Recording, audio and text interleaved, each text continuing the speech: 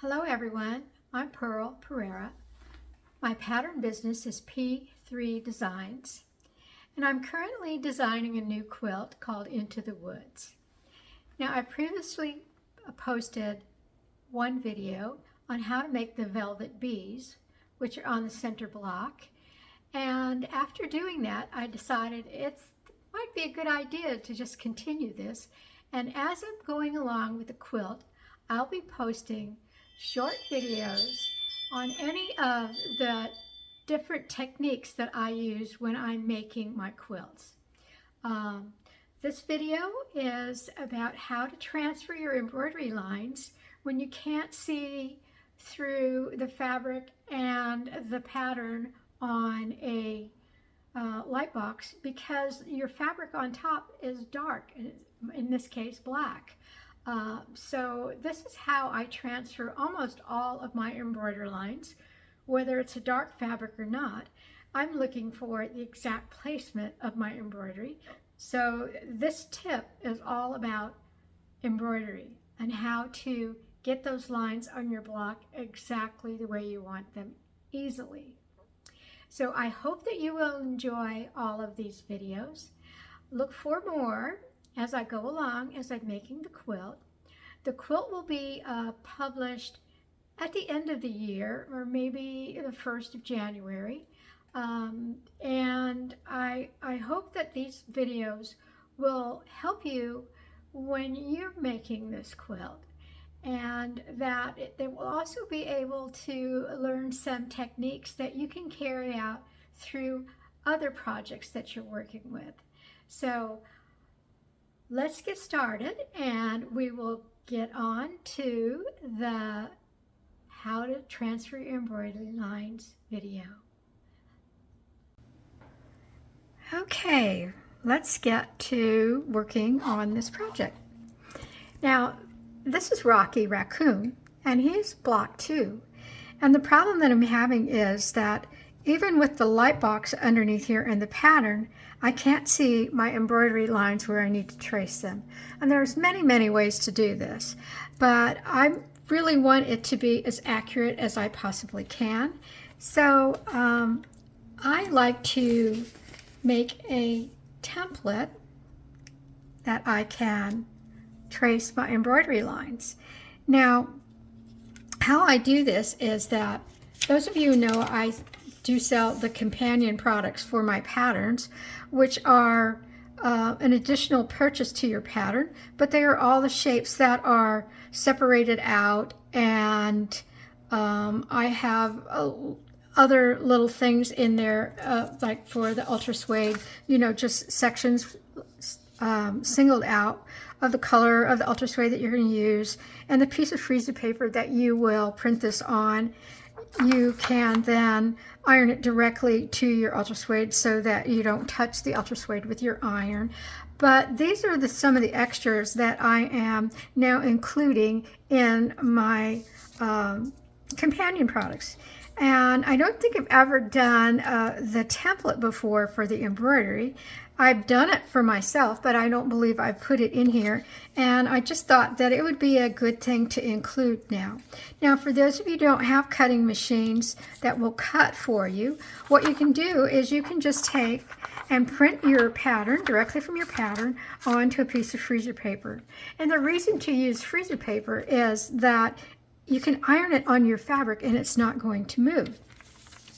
So if you're going to be using the freezer paper method, I have a piece here. I just singled out his face, and what I'm going to do with that is I'm going to put this on my cutting mat, and I am going to come over here and I will, with my X-Acto blade knife, I'm just going to cut straight down the center of each of these lines. And this will be the channel where I will be drawing my embroidery onto my block. Now, I'm not going to do both sides of this, but I do want to do one side so you can see how this works.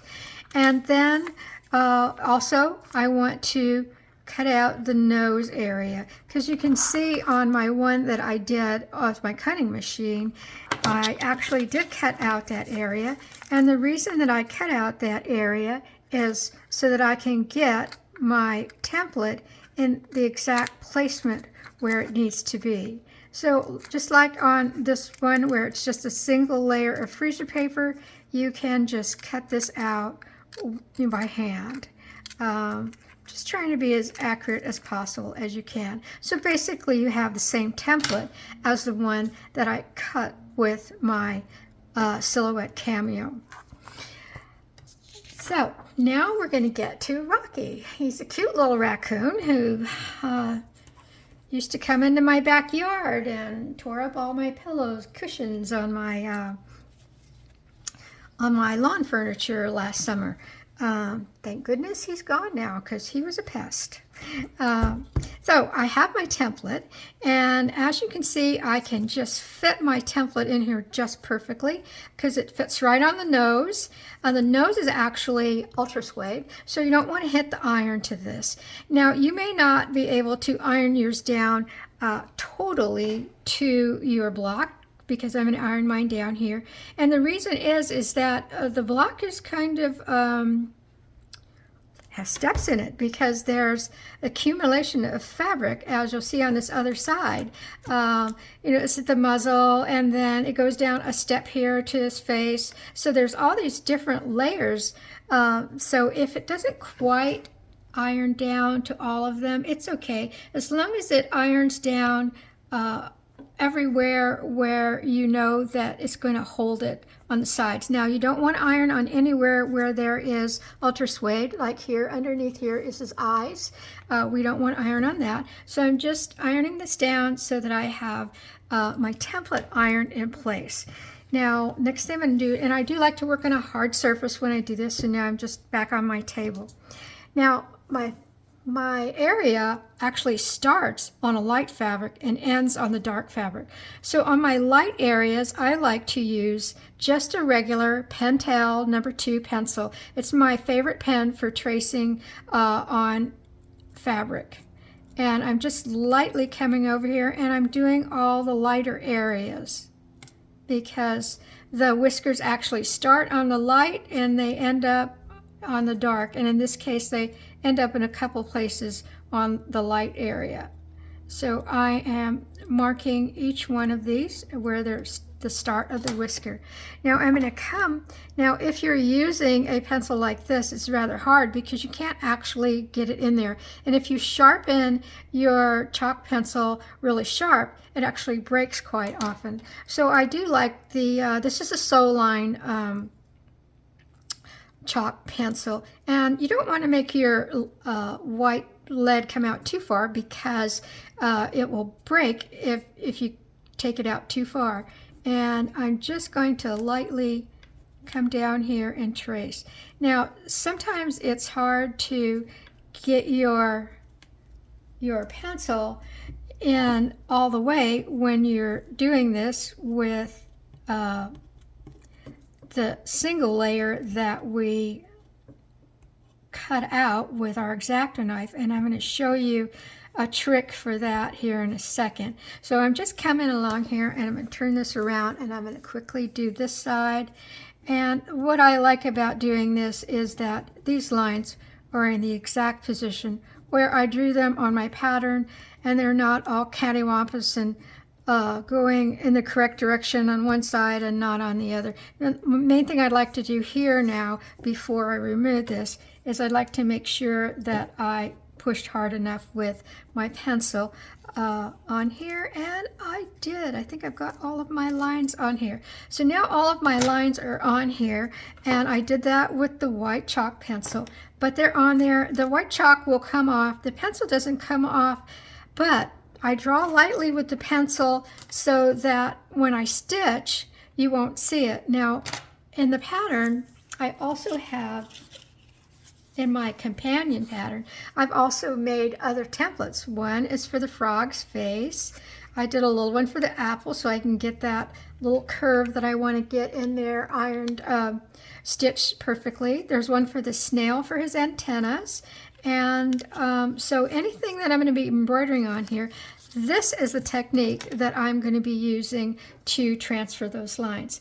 Now, if you're using the, here it is, I buried it underneath here. If you're using this template that you just copied onto a piece of freezer paper, the one thing that I will tell you to do on here is come in here and cut between each of these whiskers, every 2 whiskers where their ends are. And of course you would do it on the other side. And the reason that I tell you to do that is once you iron this in the correct position, and see, this one pretty much wants to go in that same position. If I can get it lined up properly, it will. There's your eyes. And the thing is that, and I would iron this down if it was just a single layer of freezer paper. But then I would lift this end up, and now when I trace, I can trace this one and this one right along the piece of paper. And the reason is that you can't really get your pencil in that groove. So you want to clip it so that you can trace on either side of the line. Once I get those 2 done, then I would come over and I'd done the next one, and I'd done the next one. And I must say, I used this technique for many years until I got my Silhouette Cameo cutting machine, and now I just have it cut out my little templates for me. So I hope that this tip will help you transferring embroidery lines on any project, and especially ones that have dark fabric and you can't see through to the pattern. So keep stitching and look for other videos on my new quilt that will be showing up. I'll be posting them as I go along, and I hope that you'll enjoy watching these, and I hope that when you make your quilt with this pattern that you will be able to use these little videos to help you get everything just the way you want it. Keep stitching and have a great day. Thank you.